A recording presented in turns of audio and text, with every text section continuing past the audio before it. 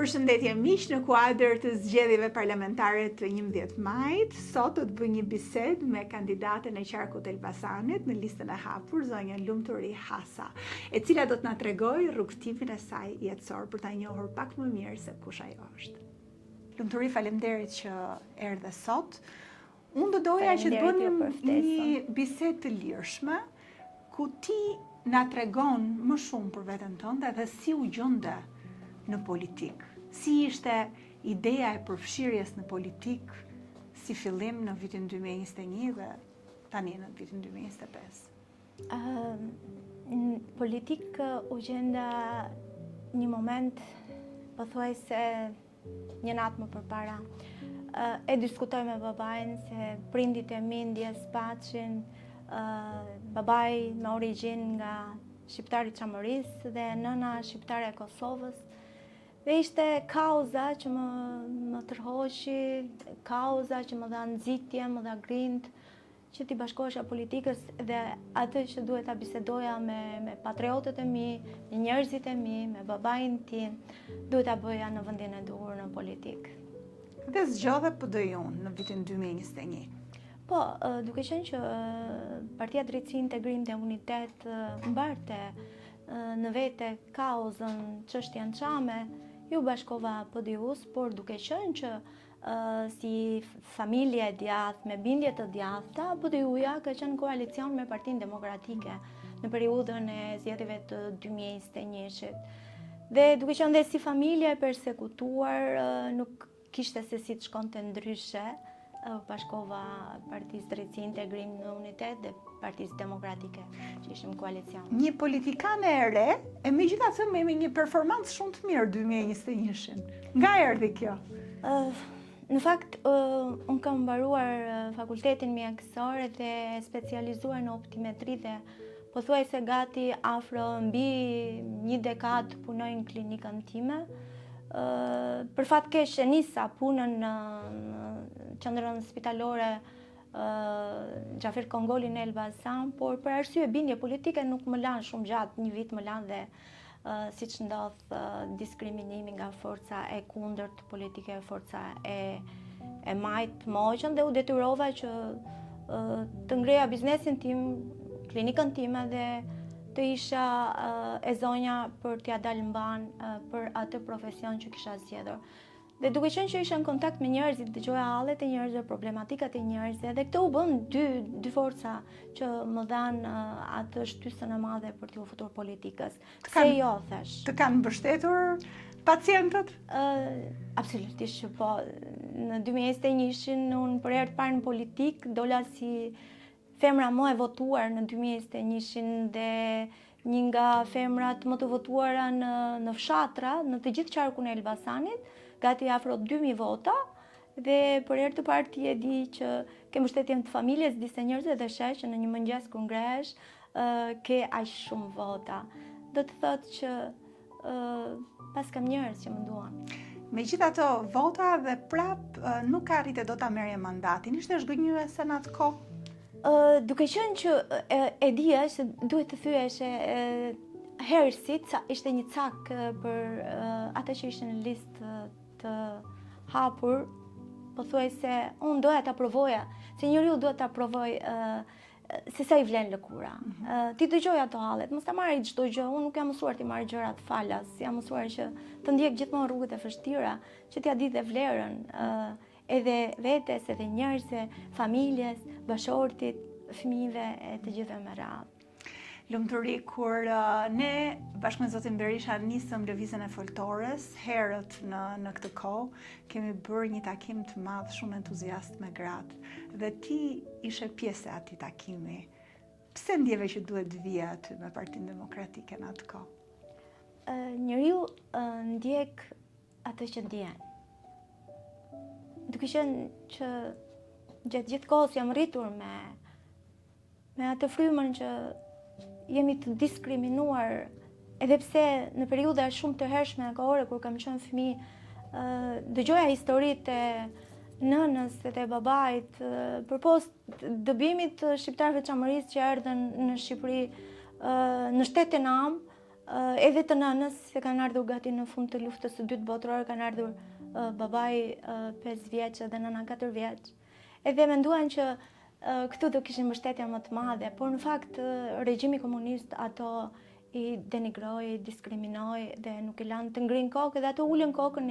Shqiptarët e Kosovës dhe të Çamërisë nuk e ulin kokën, por ulin kurrizin me punë të ndershme, sikur të gjithë. Por gjithmonë jam rritur në ato moshë të vogël me ato historitë e trishtueshme, jo si çdo fëmijë i lumtur në familje, por më tepër dëgjoja historitë e nënës se cilat kanë qenë vuajtjet kur kanë ardhur nga dëbimi i shovinistëve grek, humbjen e hallës, të gjyshit, edhe ndërkohë edhe nga ana e mamas, babai, gjyshi i dënuar për agitacion e propagandë, sepse nuk e pëlqente regjimin komunist dhe të gjitha këto histori ndërmend. Dhe ka bërë 5 vjet, thuajse 6 vjet burg apo jo? Po, 5 vjet me tortura. 9 muaj në periudhën e regjimit komunist, gjyshi ka bërë 5 vjet e 9 muaj burg me torturat më të shnjërëzore,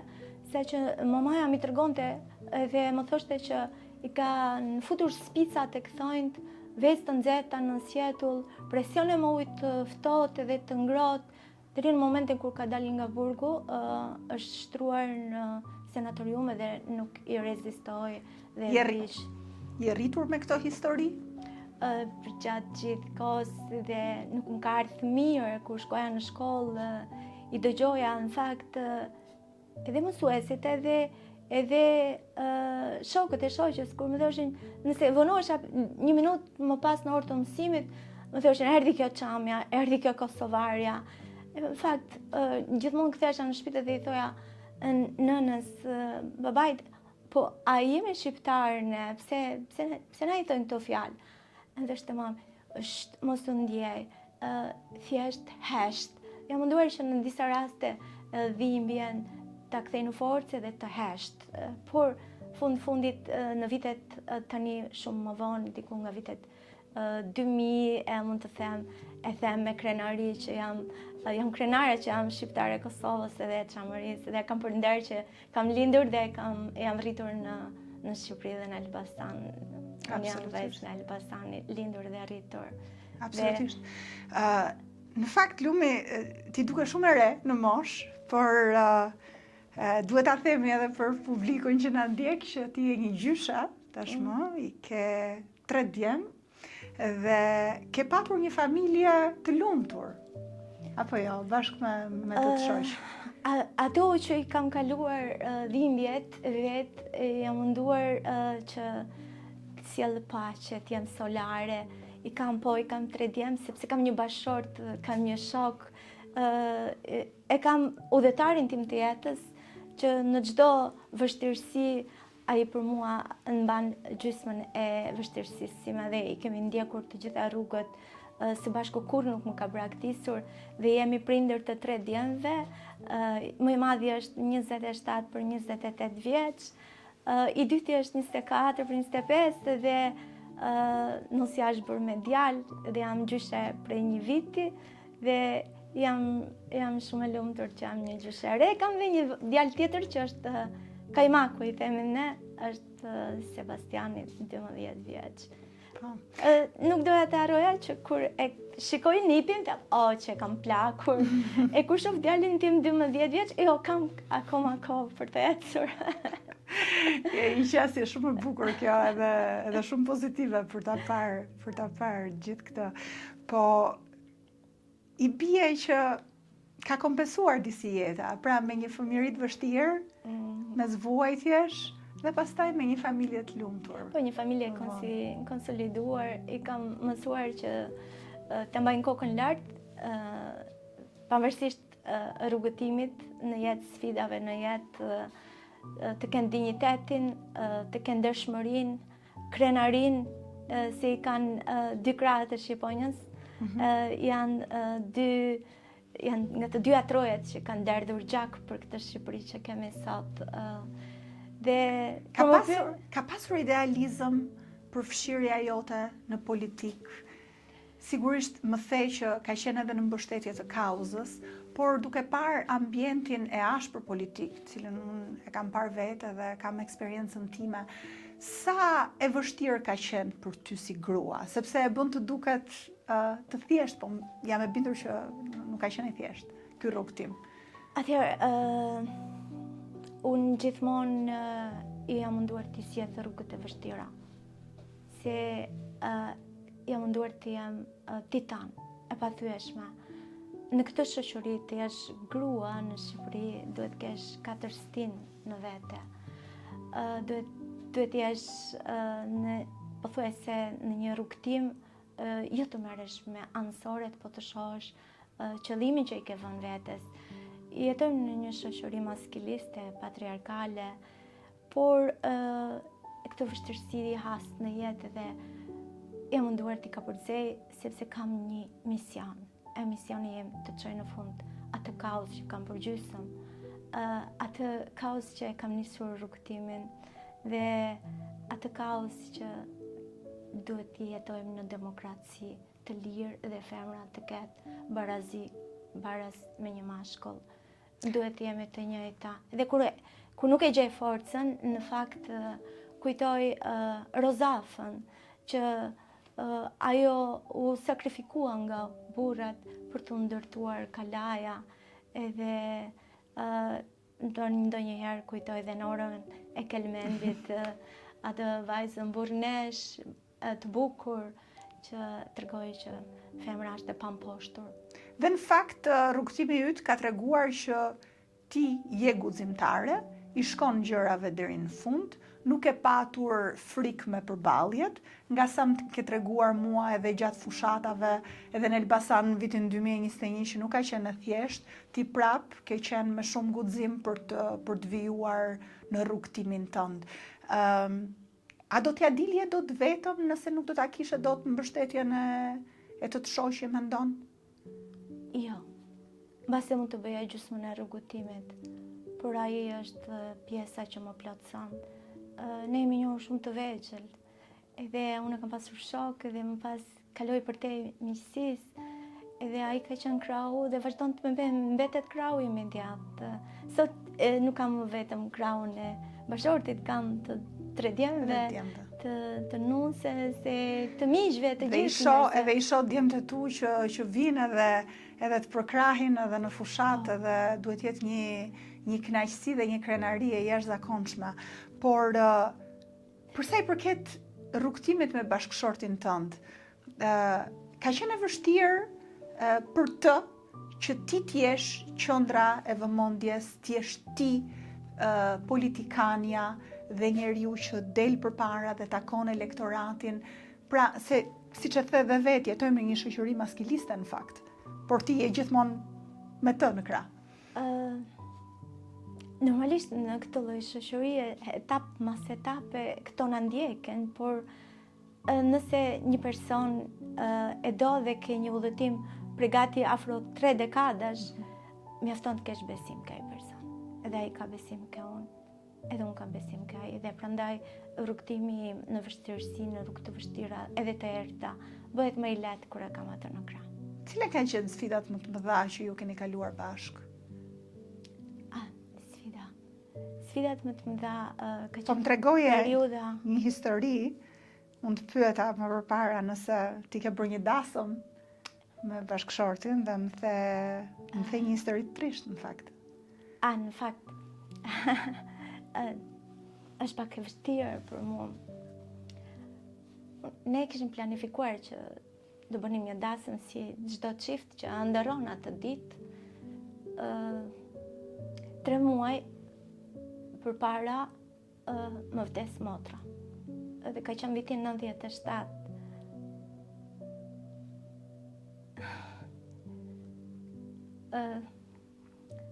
Është vetmja shoqe, është vetmja njëri që të do pa kusht motra dhe është e dhimbshme. Në ditën më të bukur që t'ja pret gjithë jetën, në vend të festosh, kthehesh në zi. Dhe unë kam qenë në shtatzane 3 muajshe, edhe pothuajse kishim bërë planet bashkë gjatë gjithë kohës, ajo ishte shoqja ime më e ngushtë, edhe shoqe, edhe motër, edhe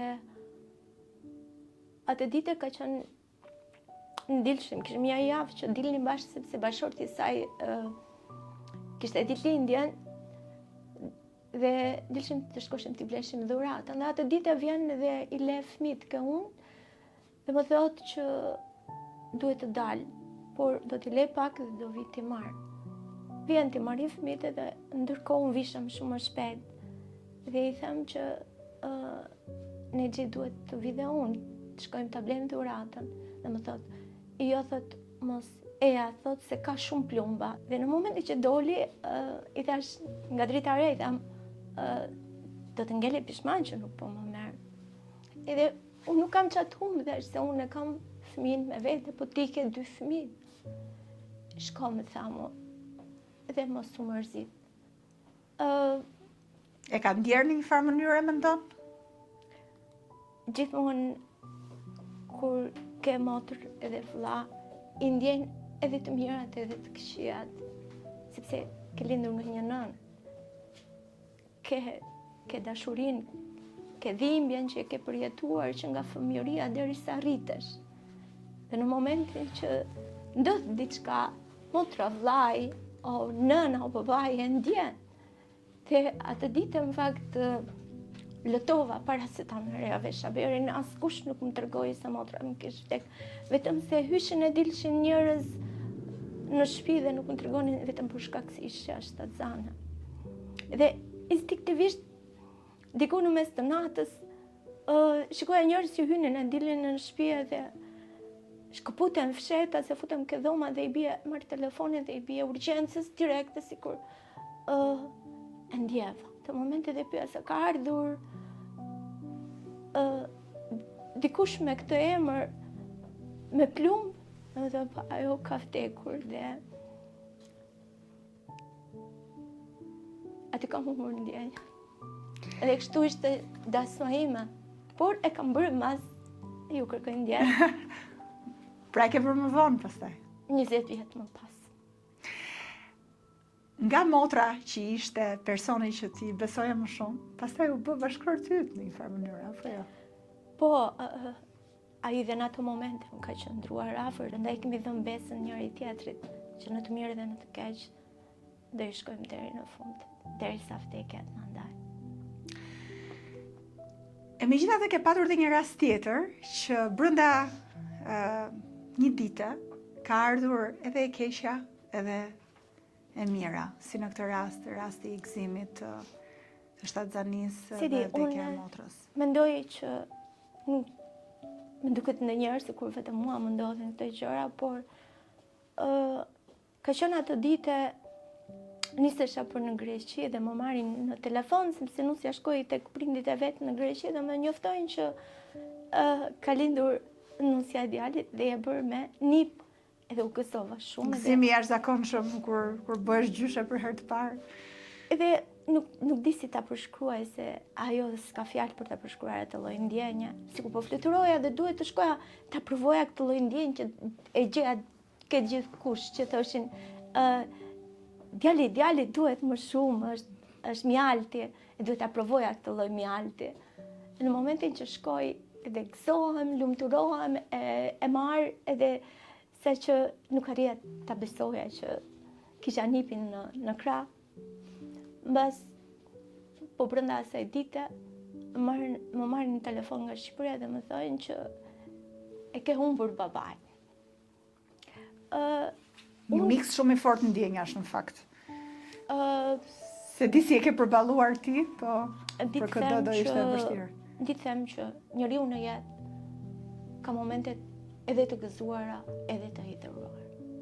Njeriu duhet të jetë i fortë për të përballuar se këto janë ligjet e natyrës, ligjet e Zotit. Dhe ne duhet të jemi të fortë për të ecur përpara, edhe për të kthyer dhe të kujtojmë momentet të lumtura. Njeriu në jetë mundet të jetë në tavolinë me lumturinë, me dashurinë, me gëzimin, por në shtrat mas disa orësh të pret edhe hidhërimi. Ne duhet gjejmë forcën për t'ju përshtatur këtij rrugtimi që dhe të marrim më të mirat të mundshme. Si e ke gjetur ti forcën? Të kam pyetur edhe më përpara, si e përballuar ti me këto emocione negative? Ja ke përçuar të tjerëve apo i ke mbajtur vetë? Jo, kur nuk kam dashur që të përcjell dhimbjen time ke tjetri. Në fakt thënë që ai që ndjen dhimbjen e tjetrit quhet njeri. Unë jam munduar që dhimbjen time ta mbaj brenda. Edhe mos ta përcjell këtë tjerët. Në momentin që dal në mëngjes, pavarësisht problematikave që mund të ketë njeriu në familje, në punë, në jetë, në rrugtimin e jetës, jam munduar që të dal me një fytyrë të qeshur, të përcjell pozitivitet, të jem solare dhe mos ta bëj sepse kush e di dhe ai tjetri do ketë ai shumë probleme dhe ta ngarkoj me problemet e mia. Sa po dal nga shtëpia e nis ditën me kafen me bashortin, futem në klinik dhe i përkushtohem pacientit. E të njëjtën gjë po bëj edhe në këtë lloj fushate. Po në fushat, si është ndryshe dita? Në takimet me njerëzit, sigurisht që në rastin e fushatës me njerëzit më shumë duhet i motivosh, se sa të ndash shqetësimet e tua personale me ta, po jam e bindur që ti i dëgjon edhe do doja të më tregoje pak më shumë se si ka qenë përjetimi dhe çfarë mesazhesh ke marrë ti nga njerëzit që ke takuar, nga gratë që ke takuar. Sigurisht që përjetimet e tua ti nuk ja thua atyre, por jam e bindur që ata ndajnë me ty përjetimet e tyre dhe shqetësimet e tyre. Kam zgjedhur të bëj fushatën të jem e thjeshtë, të jem vetvetja dhe të trokas në çdo derë. Të dëgjoj të gjitha problemet, të jem zëri e tyre, të jem veshji i tyre në vazhdimsinë. Si të kanë pritur? Pothuajse të gjithë më kanë pritur mirë, kanë dashur të shprehin shqetësimet. Problematikat e mëdha të qytetarëve janë për shkak të keqeverisjes. Nëse troket në derë, por fushata ime fillon mbaron 2021 që unë jam gjatë kohës në fushat, sepse duke qenë me pacientët, unë i dëgjoj problemet edhe në klinik, sepse aty ai janë kohët se nuk mundet të blej dot syzat, nuk mundet të blej dot mjekimet, nuk mundet të paguaj dot dritat, pra çdo gjë, në post që bëj fushatën, jo vetëm në teren, por dëgjoj edhe një pjesë të në klinik pacientët.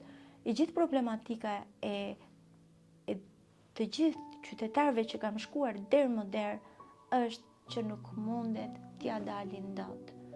Dhe unë jam e detyruar të shkoj ta dëgjoj. E nëse kam menduar që duhet të qëndroj sikur 5 minuta, 10 minuta, do ta bëj kohën më të gjatë për të qëndruar. Çfarë kërkojnë lumturi? Domethënë, çfarë presin nga ty? Nëse do t'japin votën.